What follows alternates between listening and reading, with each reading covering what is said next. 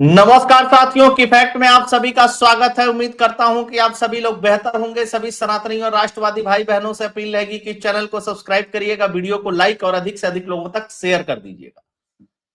दोस्तों, कांग्रेस पार्टी अजूबा पार्टी हो गई है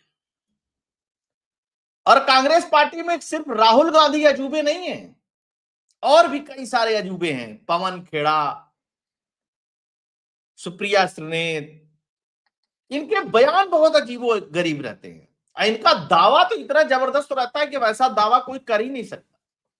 मतलब सचिन तेंदुलकर भी ये उतना बढ़िया दावा नहीं कर सकते कि मैंने ही 100 शतक बनाया, जितना बढ़िया पवन खेड़ा दावा कर देंगे कि सचिन तेंदुलकर ने 500 शतक बनाया। खैर, आते हैं मेन मुद्दे पर। डीडी न्यूज के एक पत्रकार हैं अशोक श्रीवास्तव। अशोक जी की पत्रकारिता के बारे में आप सभी लोग जानते हैं। कांग्रेसी बड़े उनसे खिजे रहते हैं, वो बार बार कुछ ना कुछ इस तरीके का तथ्य लेकर के आएंगे, उसको प्रेजेंट कर देंगे तो कांग्रेसी गुस्से में रहते हैं।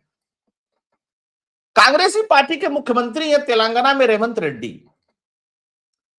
रेवंत रेड्डी ने जो कुछ कहा उसी को कोट करते हुए एक प्रोग्राम डीडी न्यूज पर कर दिया अशोक जी ने, जो डीडी न्यूज के पत्रकार हैं, और उसको ट्विटर पे भी लगा दिया। ट्विटर पे जैसे ही लगा, पवन खेड़ा अनाप शनाप दुनिया भर का पता नहीं क्या क्या बकने लगा। जब पवन खेड़ा बकने लगा तो जाहिर सी बात है कि जनता है, जनता ने लाखों ट्वीट कर दिए। पवन खेड़ा को लिटरली दौड़ा लिया ट्विटर पे, एक्स पे। पहले ट्विटर था, अब एक्स हो गया, जानते होंगे आप लोग।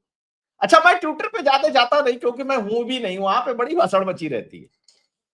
मैं ऐसे ही स्क्रॉल कर रहा था, खोल करके देख लेता हूं कभी कभी, तो मैंने देखा वहां पे ये तो बवाल मचा हुआ है। फिर मैंने कमेंट पढ़ने शुरू किए। मतलब पवन खेड़ा के अंदर थोड़ी सी भी शर्म होगी तो आज के बाद इस तरीके की चीजें कोटे गल, बस सफा झूठ बोल रहा है पट्टा, साफ झूठ। और ट्वीट करने के बाद ये कांग्रेस की पोल ही खोल दिया इसने, क्योंकि इसने एक दो कौड़ी शब्द का उपयोग किया है। आइए मैं ट्वीट दिखाता हूं, उसके बाद और भी बताऊंगा कि पवन खेड़ा ने बिहार चुनाव और दुनिया भर की क्या क्या बातें की। फिर रेवंत रेड्डी का बयान भी सुनाऊंगा आप लोगों को। अच्छा, पहले रेवंत रेड्डी का बयान ही सुन लेते हैं, है ना। की ताकत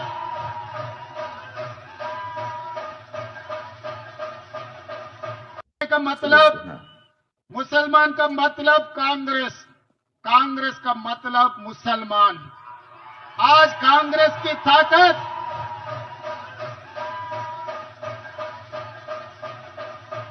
तेलंगाना सरकार की ताकत हमारे मुसलमान भाई बहनों, ये तेलंगाना सरकार। अच्छा, इस बयान को लेकर के कांग्रेस में हड़कंप मचा हुआ, क्योंकि कांग्रेस इसको डिफेंड नहीं कर रही है। नेशनल मीडिया पे चल गया। इसने कहा कि कांग्रेस का मतलब मुस्लिम और मुस्लिम का मतलब कांग्रेस। रेवंत रेड्डी ने लंबा चौड़ा भाषण दिया, बहुत सारी बातें कही हैं कि अगर कांग्रेस नहीं है तो तुम्हारा अस्तित्व नहीं है, तुम्हारा अस्तित्व कांग्रेस से है, दुनिया भर की बातें कही हैं। एक और मैं जी की बात बता दूं आपको, जुबली हिल में चुनाव हो रहा है, उपचुनाव हो रहा है। उस चुनाव को जीतने के लिए वहां के 30% मुसलमानों को खुश करने के लिए अजहरुद्दीन को मंत्री बना दिया कांग्रेस ने। सोचिएगा इस बात को, अजहरुद्दीन को मंत्री बना दिया, ओवैसी की मदद मांग ली। इसको भी समझिएगा, ओवैसी जुबली हिल में रेवंत रेड्डी को चुनाव जीतने के लिए मदद कर रहा है। और ये बिहार में और नेशनल टीवी पे बैठेंगे तो क्या बताएंगे विद्वान लोग कि ओवैसी जो है ना भाई साहब, वो बीजेपी की बी टीम है, वो बीजेपी को मदद करने के लिए आता है, वो ऐसे करता है, वो वैसे करता है। तो अगर वो बीजेपी की बी टीम है तो तुम लोग जुबली हिल में उससे मदद क्यों ले रहे हो? वीडियो में भी दिख रहा है उसका एक व्यक्ति पीछे गमछा वमछा लगा करके बैठा हुआ है।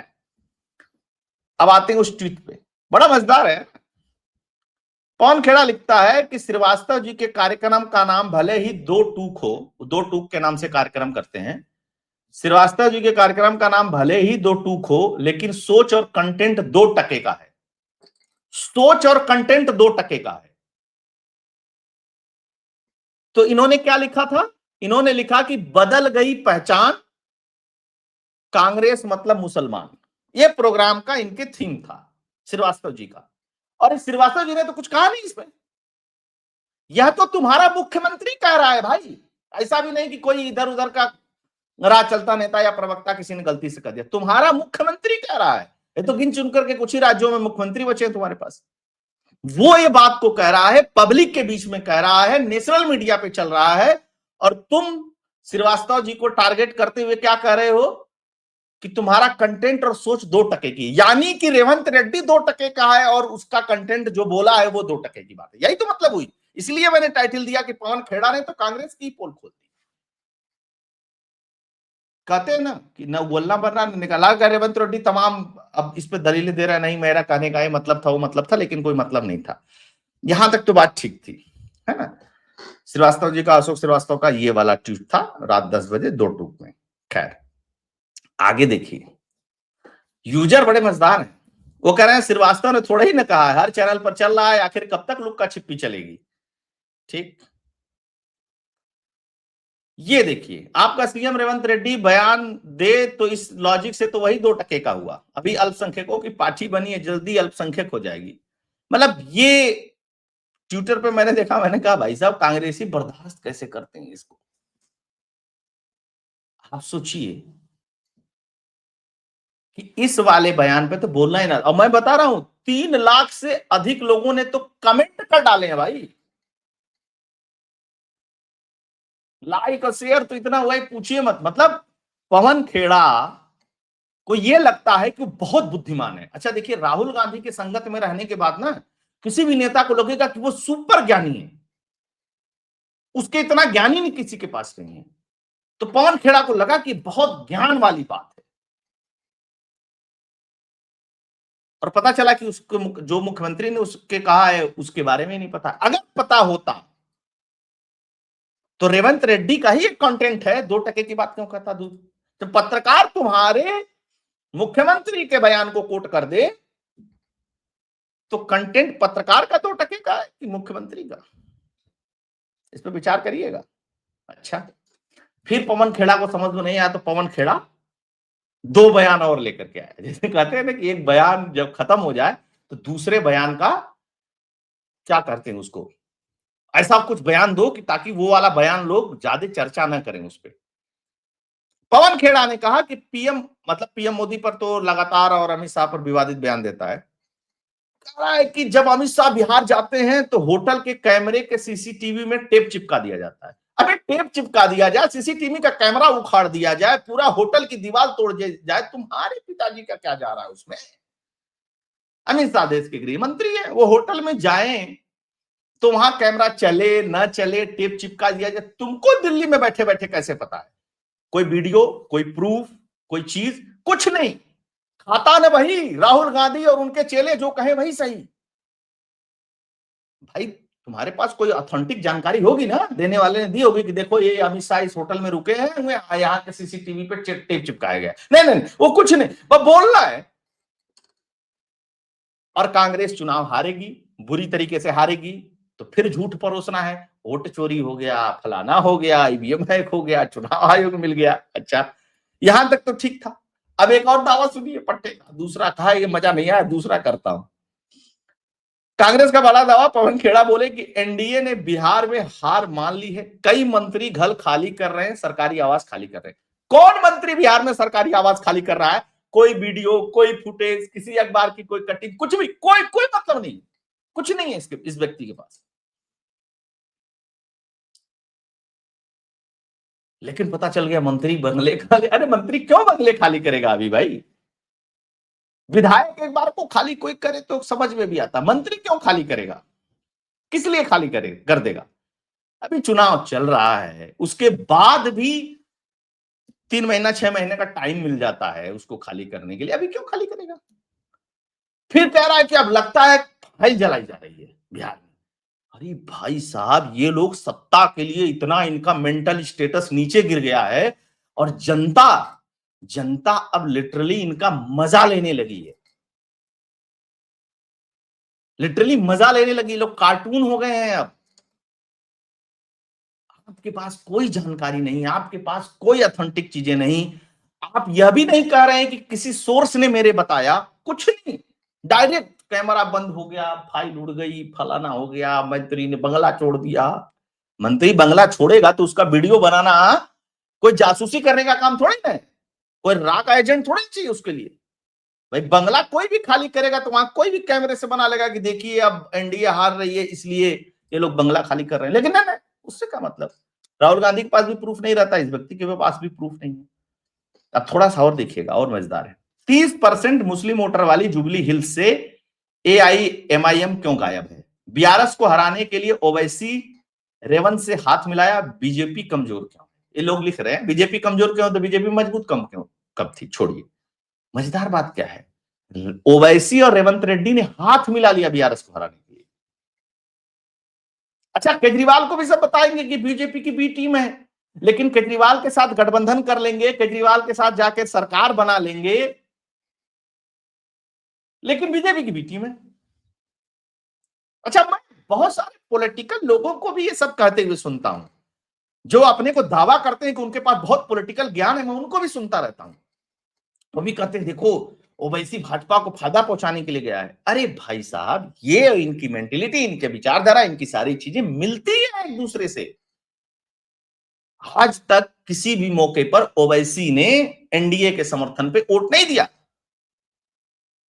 लोकसभा में। वो बात अलग है कि कुछ लोग खुश हो गए कि चलो भाई ऑपरेशन सिंदूर हुआ तो ओवैसी को भी डेलीगेशन बना करके भेजा गया था बाहर, तो ओवैसी चला गया, मना नहीं किया। बहुत लोग इसी पे खुश हो गए, या दो चार बयान उसने दे दिया, इस पे खुश हो गए। मामला ये नहीं है, मामला ये है कि इनकी विचारधारा यही है ना। अच्छा, थोड़ा सा एक दो और जानकारी ले लीजिए। जुबली हिल्स देश के सबसे महंगे रिहायशी इलाकों में शामिल है, तेलंगाना की सबसे शिक्षित और शहरी आबादी वाली वोटर सीट है, हैदराबाद का सबसे प्रीमियम रियल एस्टेट जोन है, यहां टॉलीवुड इंडस्ट्री के चिरंजीवी, नागार्जुन, अल्लाह अर्जुन जैसे बड़े बड़े एक्टर्स का क्या है, घर है ना? एक चीज और देख लीजिए, जुबली हिल्स में जो मंगती परिवार है वो पिछले 11 साल से वहां की सीट पे कब्जा है, और वो बड़े प्रभावशाली लोग हैं, वो बीआरएस के हैं। पूर्व विधायक गोपीनाथ का वो पूरा परिवार है। गोपीनाथ के पिता मंगती वेणुगोपाल राव यहां सामाजिक और व्यापारिक हलकों में बड़ी शख्सियत थे, और जुबली हिल्स में मुस्लिम भी उन पर भरोसा करते थे। 3 बार वो वहां से चुनाव जीते। अब उनकी पत्नी, निधन के बाद उनकी पत्नी मंगती सुनीता को टिकट दिया है। ऐसे में सिंपैथी वोट मिला तो उनकी जीत पक्की मानी जाएगी। अब समस्या है कि रेवंत रेड्डी चुनाव हार जाएगा तो क्या करेगा? भाई साहब, एक उपचुनाव के लिए कांग्रेसियों ने तमाम बयान दे दिए, मुसलमानों के कदमों में जाकर के लेट गए, मुसलमान कैबिनेट मंत्री अजहरुद्दीन को बना दिया। मने भाई साहब, ये कहना पड़ गया कांग्रेस मतलब मुसलमान, मुसलमान मतलब कांग्रेस, और टारगेट कर रहे हो पत्रकार को एक। क्यों भाई? ये है कांग्रेस का चाल चरित्र और चेहरा, जिसको हमेशा लोगों को देखते रहना चाहिए। और मैं बता रहा हूं,